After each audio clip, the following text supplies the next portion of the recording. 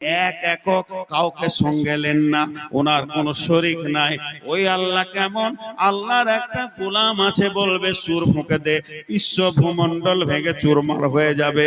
তারই ভিতরে যাকে ইচ্ছা তাকে বাঁচিয়ে রাখবে, তাকে মারবে না, সে ধ্বংস হবে না। দ্বিতীয় সুর যখন ফুরা হবে, সারা বিশ্বটা ধ্বংস হয়ে যাবে। তারপরে আবার আল্লাহ সবগুলোকে দাঁড় করাবেন। কেমন কুদরত! ধুলিসাৎ হয়ে গেল, নিশ্চিহ্ন হয়ে গেল, পিপুলিকার মধ্যে একটা দেখা যাচ্ছে না, আবার সবগুলোকে কুদরতের হুকুমে এক জায়গায় দাঁড় করাবে। তাদের হিসাব নেবে, তাদের কাছ থেকে নেবে রসুলের মতো চেহারা, তাদের কাছ থেকে নেবে ভালো আমল, এরপরে তাদেরকে জান্নাতে জাহান্নামে দেবে, সার্টিফিকেট দেবে। আমার আল্লাহ এমন কুদরতি ক্ষমতা আছে, মানুষের দিলে এমন একটা রিয়াকশন দিয়ে দেবে, ওরা নিজেই বুঝে নেবে আমি কি করে এখানে এসে হাজির হলাম। তারপরে আল্লাহ ফেরেশতাদেরকে বলবে, কাফেরদেরকে হাঁকি নিয়ে গিয়ে জাহান্নামে ভরে দাও, আর জান্নাতীদেরকে আদর করে নিয়ে গিয়ে জান্নাতে ভরে দাও। একবারে বিরাট বড় সাবজেক্টে ছোট করে নবীজি বলে দিলেন। ওর চরক গাছ হয়ে গেল, মাথা তা তা করে ঘুরছে। ওরে আল্লাহ, মোহাম্মদ এত জানে।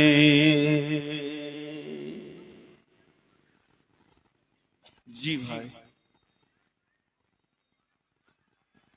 আমরা নিজেদেরকে ভাবি না। আর দুটো আয়াত বলবো। يسألونك عن الساعة أيان مرساها فيما أنت ذكراها إلى ربك منتهاها।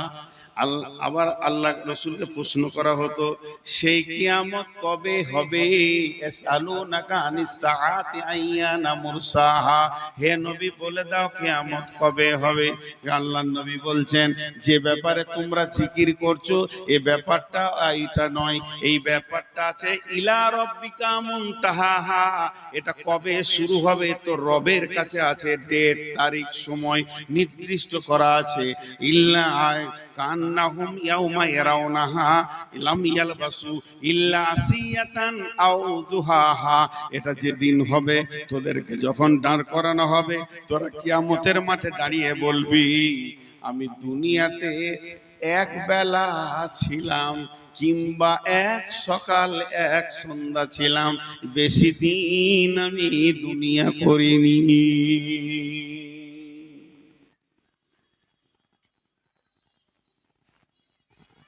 সূরা মুলকের ভিতরে বলছেন,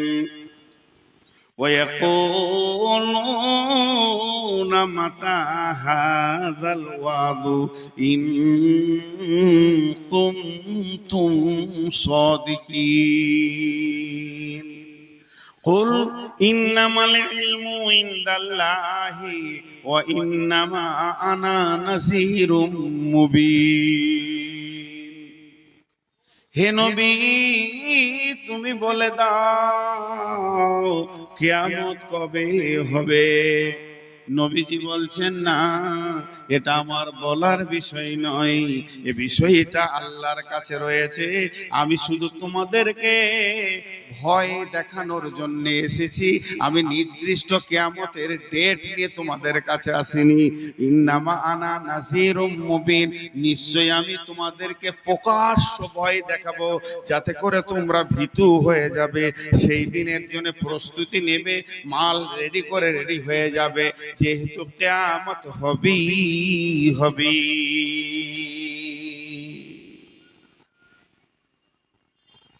আমার ভূমিকা শেষ। ভূমিকাটাকে আমি 1 মিনিটে গোটাবো। 1 মিনিট লাগবে না, 30 সেকেন্ড। এতক্ষণ আমি যা বললাম তাতে করে একটা বহির প্রকাশ হলো, কিয়ামত হবেই। এতক্ষণ আপনাদের সামনে আমি যা বললাম তার টোটাল একটা অঙ্ক দেখা গেল, অ্যামাউন্ট পাওয়া গেল, কিয়ামত হবেই,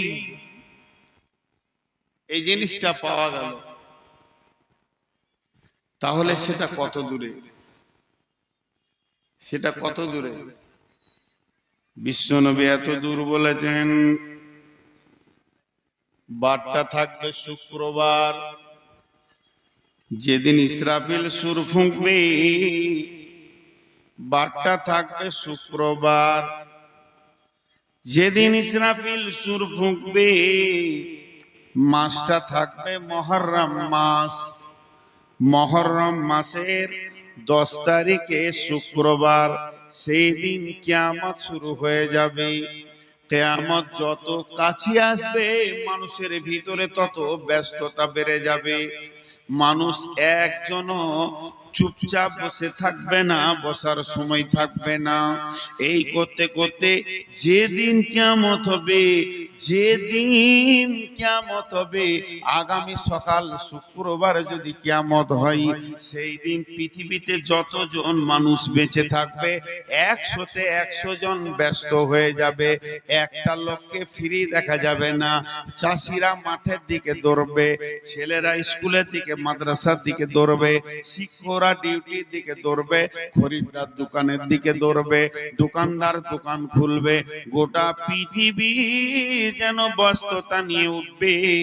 এমন সময় বিশ্বনবী বলছেন, একটা খরিদ্দার কাপড়ের দোকান যাবে, কাপড়টাকে দেখবে, বলবে কাপড়টা আমার পছন্দ হয়ে গেছে, এটা বুখারীর হাদিস। তারপরে বলবে ভাইয়া আমাকে এটা 3 মিটার কি 5 মিটার দিয়ে দাও। দোকানদার তাড়াতাড়ি করে মিটারটা মাপবে, মেপে কাঁচিটা ধরবে, আর খরিদ্দার পকেট থেকে টাকাটা বের করে ধরে থাকবে, ও কাপড়টা কেটে দেবে, এই টাকাটা দিয়ে দেবে।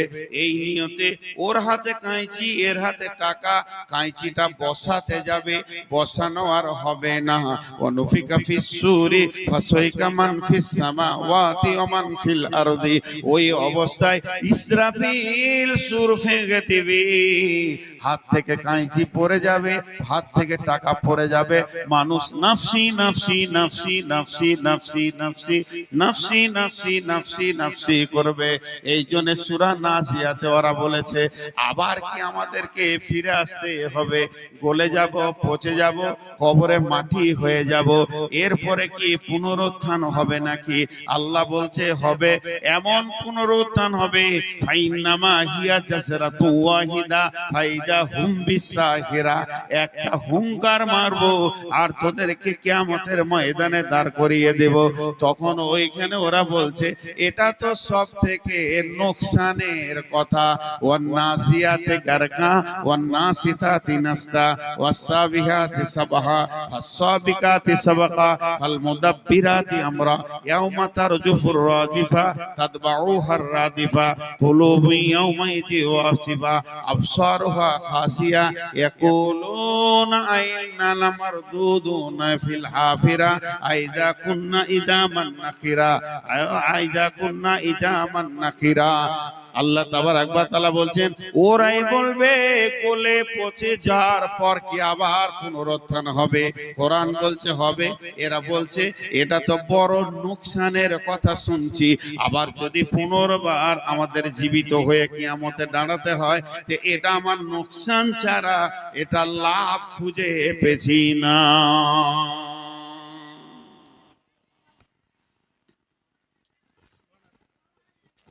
কি হইল?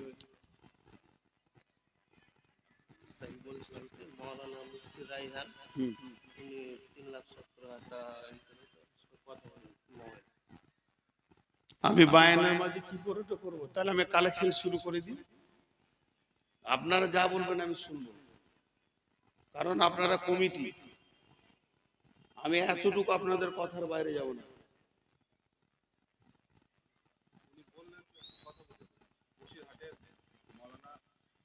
হ্যাঁ তো বুঝলাম, তো আমার অসুবিধা কি আছে আপনার বলতে? আমি এবার কালেকশন করবো, কিন্তু আর বায়ান করবো না। একটা বায়ান ধরে রাখা কত কঠিন সে আমি জানি, কত কষ্ট এটা আমি জানি, কিন্তু আমি জালসা শেষ হয়ে যাবে 5 মিনিটের মধ্যে। আমাকে দোষ দিবেন না, কারণ এই কদিন আগে আব্দুর রহমানের সাথে এই ঝামেলাই হয়েছে। সভাপতি আদায় করতে বলেছে, লোক উঠে চলে গেছে। আমি এই তো বায়ান শুরু করলাম মাত্র, এখন তো হাদিসটা এবার শুরু করবো। আমি কিন্তু আদায় শুরু করবো। আসসালামু আলাইকুম। জি ভাই ভালো আছি। আপনি মুফতি সাহেব মানুষ, আবার থেকে অনেক আপার লেভেলের মানুষ, আপনি আমার শিক্ষিত শিক্ষক মানুষ। তা বায়ানের মাঝে ব্রেক করা ভাই যে কত কষ্ট। এই মাত্র 20 মিনিট হলো, আর মাঝে যদি আমি এই ব্রেক করি, আপনি তো আলেম মানুষ। হ্যাঁ, তা আপনি দান করেছেন 3 লক্ষ টাকা, শুনে খুশি হলাম। আচ্ছা আচ্ছা আচ্ছা। হ্যাঁ জি জি, ঠিক আছে, দোয়া করবো। কোনটা কাটে?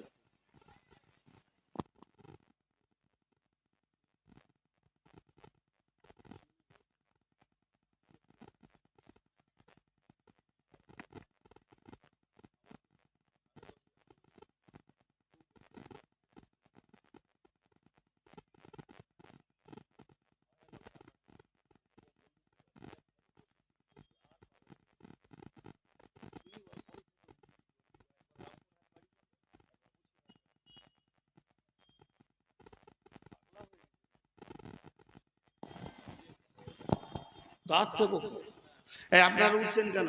ওই মুরব্বি উঠছে কেন? বাবজি আপনি উঠে গেলে কিন্তু আমি আর বায়ন করব না। আপনার মহব্বতেই তো আমি বায়নটা চালাইছি। ওর কণ্ঠ তো বুঝিনি। প্রতিদিন উমরাই যাই, 7 দিন আগে আমাকে বলছে আমি ট্রেনে আসছি, যে আমি উমরাই যাচ্ছি, দোয়া করবেন আপনার মাথা লাগছে।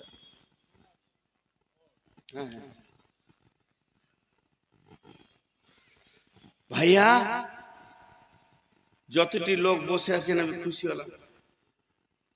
আমি বললাম যে টাকা লুবো না, টাকা লিছি না, তুই দেখতে পেয়েছিস না আমি কি ভিখারি আছি নাকি প্রতিদিন 25,000 ইনকাম করি, আর আমাকে টাকা দিয়েছিস। জি, তো একটু ধৈর্য ধরেন, টোটালটা একটু গুছিয়ে নি। এতক্ষণ আমি যা বললাম তাতে নিশ্চিত কিয়ামত হবেই। এটার উপরে কার কার ঈমান নাই হাত তুলেন, হাত তুলেন দেখি। 4টা হাত উঠেছে, ওদের ঈমান নাই। কিয়ামত হবেই, এর উপরে ঈমান নাই, তা হাত তুলে দিলে। আহা, আসলে ও ঝোঁকে তুলেছে, নেকি পাবে। এবার চলেন অনুশোচনা। বিশ্ব নবী তিনি আমাদেরকে অনুশোচনা দিয়ে গেছেন। বিসমিল্লাহির রহমানির রহিম।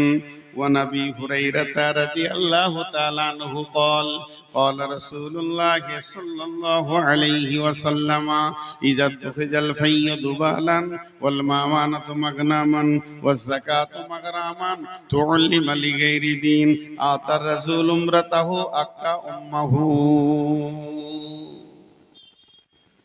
একটুকু অনুশোচনা দিব আপনাদেরকে। যতটি লোক বসে আছেন হাতগুলো ধরে বলছি 10 মিনিট আমাকে দেন, তারপর আমি বলবো আপনারা উঠে যান, তখন আপনারা আমাকে বলবেন, আপনি সময় দেন।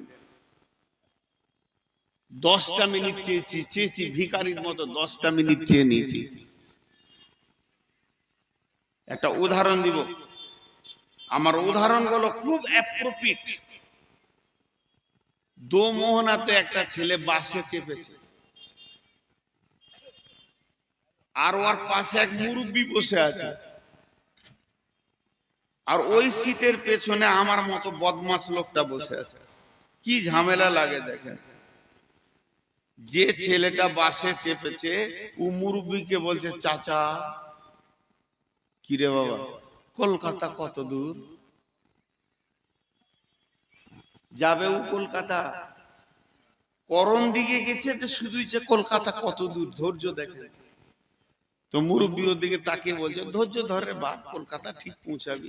আবার টুঙ্গি দিঘিতে বলছে, চাচা কলকাতা আর কত দূর। এবার মুরব্বী রেগে গেছে, ওর দিকে একবারে তাকালে ভঙ্গি করে মুখটা ঘুরিয়ে নিলে। বোতল বাড়িতে গিয়ে বলছে, চাচা, আবার একই কথা, চাচা। যেই চাচা বলেছে মুরব্বী রেগে গেছে, করিস না, চুপ কর। আমার মতো রাগী লোক, আমি তো একটা বদমাস লোক, উঠে ওর মাথায় হাত দিয়ে বলছি, তোর মাথা বেরেন চলে গেছে নাকি রে, ঠুকে দিব তোর মাথাতে। টুঙ্গি দিকে থেকে কলকাতা, কলকাতা দেখেলে কলকাতা, এখান থেকে দেখেলে কত দূরে। আপনাদের কাছে আমার প্রশ্ন, কলকাতা দেখা যাবে? যাবে? এতগুলো লোক হ্যাঁ না বলে না। কলকাতা দেখা যাবে? দেখা যাবে না। মুখ নাই, দাঁত নাই, জিভ নাই, প্রাণ নাই, দেখেন কতগুলো জিনিস নাই। হাত নাই, পা নাই, মুখ নাই, দাঁত নাই, জিভ নাই, প্রাণ নাই, অথচ কথা বলে, অথচ কথা